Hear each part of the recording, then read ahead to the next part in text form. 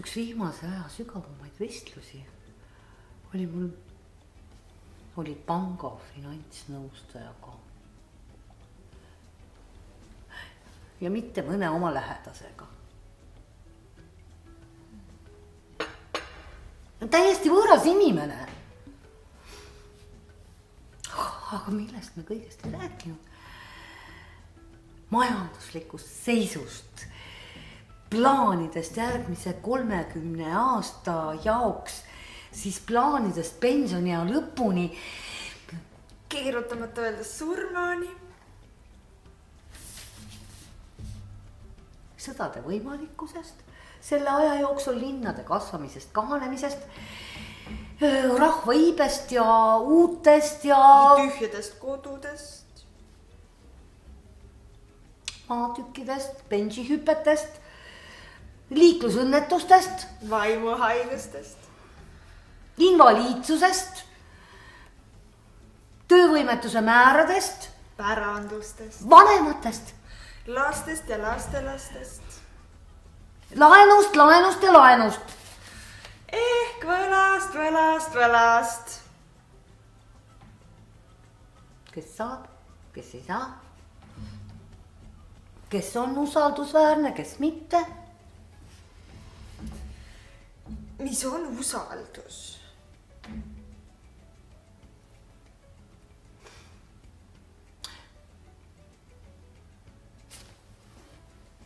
Mul pole nii reaalset vestlust ehk varem üldse olnudki.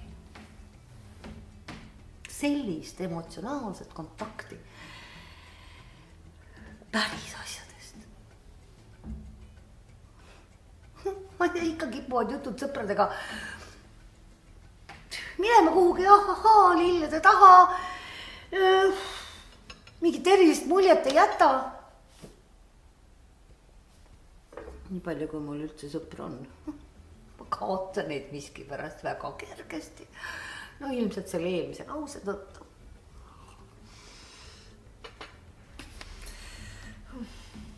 No, mu arst ei jõua viimasel ajal ligi lähedalegi sellele nõustajale.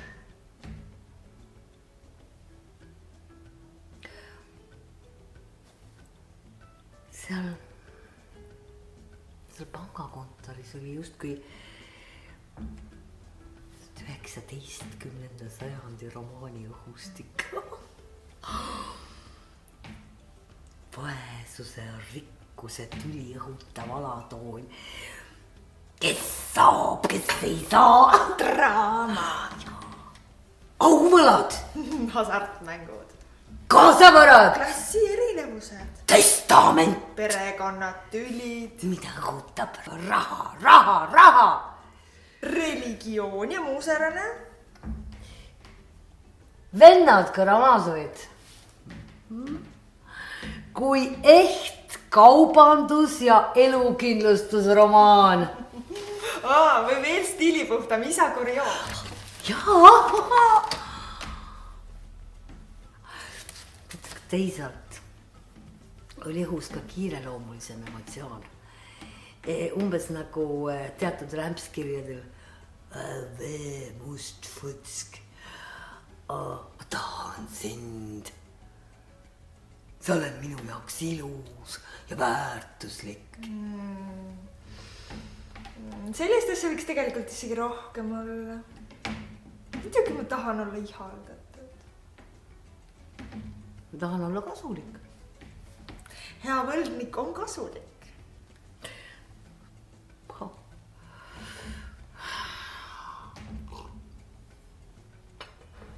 Aga ei võtta nemadki mind enam. Kui rääkisin oma diagnoosist, muutus õhk kohe jahedamaks. Intressid tõusid. Just kui oleks mulle otsa ette kirjutatud ettevaatust enesetapp. Väljusin 19. sajandist heidikuna. Minu sajand tõi mind jälle siia. Käisin üle teie kinos. Vaatasin uut Marveli filmi.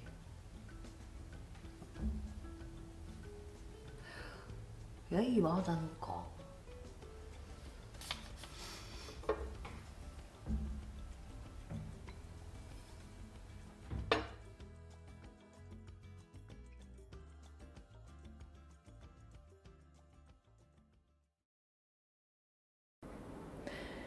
Jälle tema. Mu sügava vestluse partner. Jah, kes siis veel? Arter oimu kohal puksleb. Hingan sügavalt sisse ja välja. Seal ta juba ootab. See üks sõbranna mul. Sind otsin ja jälle me vahel on piir. Või olen see mina? Ruume vahel on nagu hiir. Nägu nagu sägal sogases vees. Ma ei näe välja oma enda nägemise seest. Ma ei hüppa üle oma sõnaseadmisoskuse okastraadist. Miks siis nii pessimistlik kohe? Külm on. Pakitud sulejoppe. Tempokalt teel turusilla teise otsa. Vot just nii, olemegi jälle siin. Siin samas, kus mujal. Ikka ja jälle akvalangita sügavustesse laskume. Lõpuks mõlemad õhupuuduse köhas ja hulpides lained üle pea. See on nagu hea ka ja samas pane pehmua. Enam sügavamaks minna ei saa, ei oska. Põhi on ees, mudajas sündmuste horisont. Kompame seda ikka ja jälle, nagu kalakesed, musitades inimeste jalgu puhastavad. Kalahoolitsus jalgadele. Me puhastame selle põhja ära. Võtku semelt või tükke ära. Tööd on palju, higipull otsa ees. Igikestev töö ise endaga. Ja temaga ju muidugi ka. Selle ühe sõbrannaga mul. Kunagi ei saa otsa see töö. Sest pohkan, kuidas me jälle kandadest aheldatud jõe põhja sellesse vestlusesse. Kas ujume välja, kui sisse on hüpatud? Ei jää muud üle, kui tuhnida mudas ja leida lootuslille idud.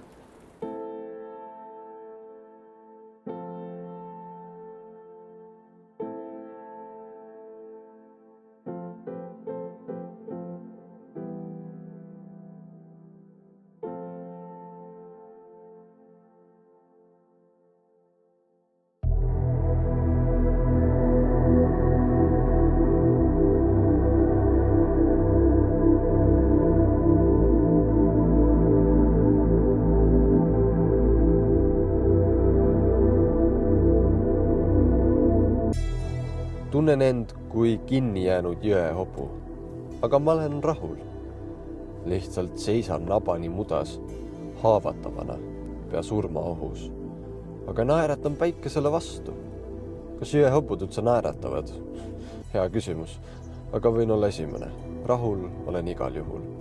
Soe tervendav muda imbub vaikselt hinge põhja. Tunnen end väsinuna, paigal. Homses, veel rohkem tänases. Tunnen end mõnusalt. Siin.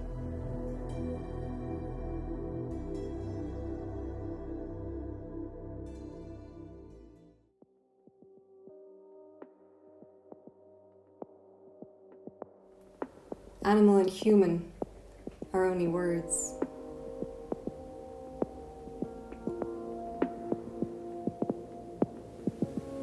She precedes words. So do we. And in measured talk, forget. this primal language.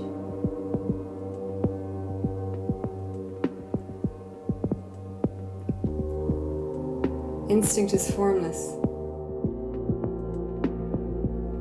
knows nothing of its knowing.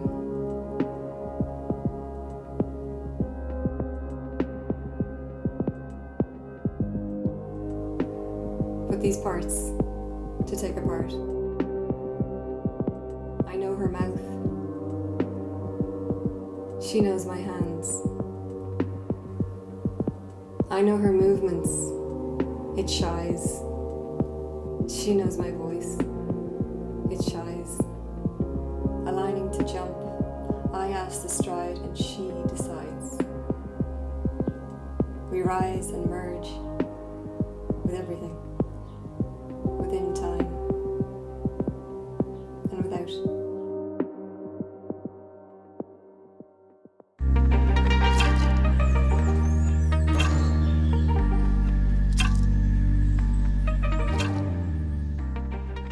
Sa vaatasid mulle otsa, silmad täis kibedat kurbust, kurba valu ja karmi etteheidet. Sa ütlesid täpselt just seda, mida ma teadsin, et sa ütlema hakkad. Mida sa teed? Sinu elu, sinu saatus.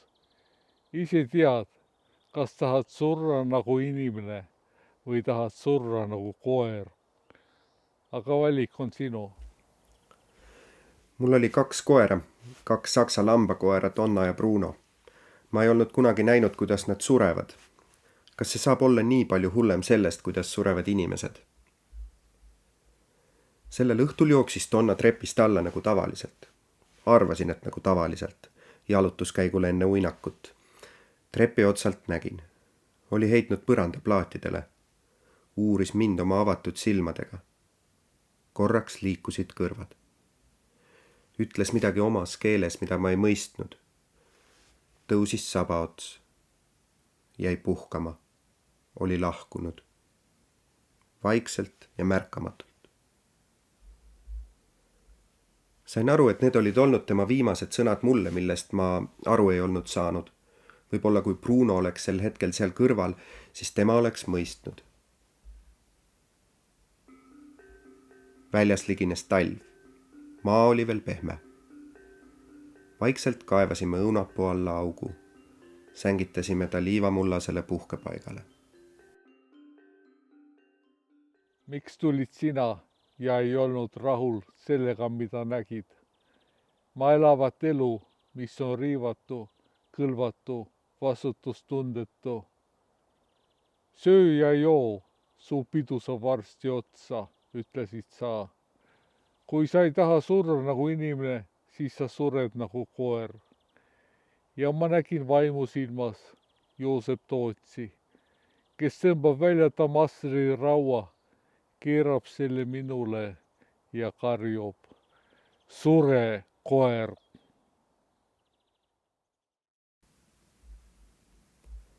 Donna suri. 3 päeva kulus Brunol saada aru, et sõpra ei ole. Mida ta nägi, sellega ei saanud leppida. Iga ukse kriuksatuse peale sööstis vaatama, et kas mitte Donna temaga luuremängu ei mängi. Nina vastu mullakamarat uuris igat jälge kadunud sõbrast, kes ennast ära on peitnud. Kuid Donna oli läinud. Uusi jälgi ei olnud. Lõpuks sai ka Brunole see lihtne tõde selgeks. Üle öö sai ülemeelikust ringitormajast vaikne ja rõõmutu toakoer. Söömine, joomine, silitused, leppimine. Tuim elu, mida inimesed kannatasid, aga mitte koer. Juttude peale valgetest huntidest, kes kohe saabumas, tema kõrvad ei tõuse. Oh, mingedega oma valgetega, milleks mulle need? Mõistan korraga tema kõnet. See tuleb silmadest. Mõned päevad hiljem tuleb ta minu juurde. Pistab pea põlvedele, lakub kätt. Vabanda peremees, ütleb ta, ma tänan sind.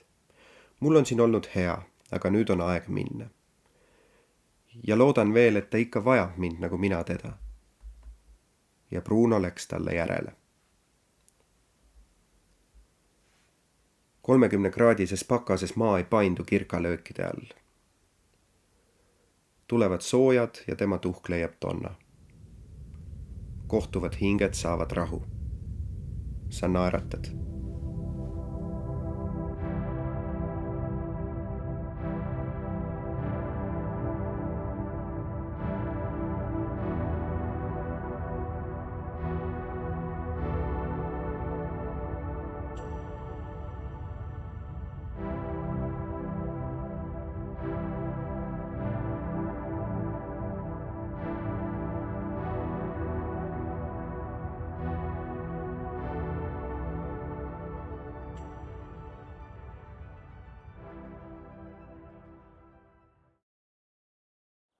Sa ütled siis, see oli viimane hoiatus.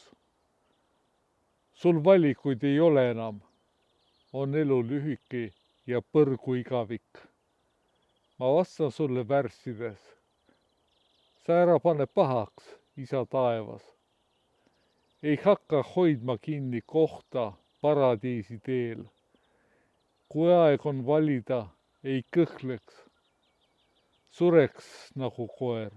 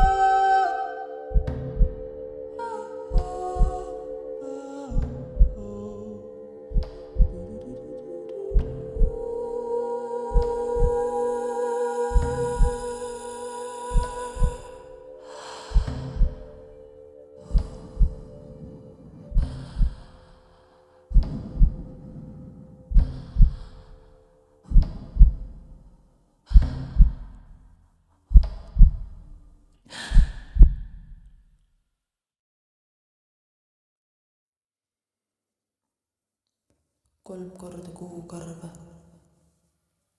3 korda kuukarva, 3 korda kuukarva kaunikesed astusid üle minu lävepakua taskust tubakas ja sügavad vestlused. Põues mõtted, mis seni pole koidukuma näinud õlul kellegi kolmanda raskus, sest nii on lihtsam. Nii nad tulid, kolmekesi, 3 korda ja iga kord jäid mul sõnad kusagile kõhu õõnd kinni. Iga kord tundsin külma valu oma 3. sõrme otsas ning iga kord ma rääkisin ja ei ütelnud midagi. Ma polnud lihtsalt valmis. Polnud valmistunud, polnud vältusi sättinud pause paikand ega sõnu patust pööranud 3 korda kuukarva. 3 korda kuukarva. 3 korda kuukarva kaunikesed astusid üle minu lävepaku pihus vein ja sügavad vestlused. Kotis õnn, mida teistega jagada ei tihka ja valu, millest ainult jahvataks, sest nii on lihtsam. 3 korda nad tulid, nemad kuukarvased.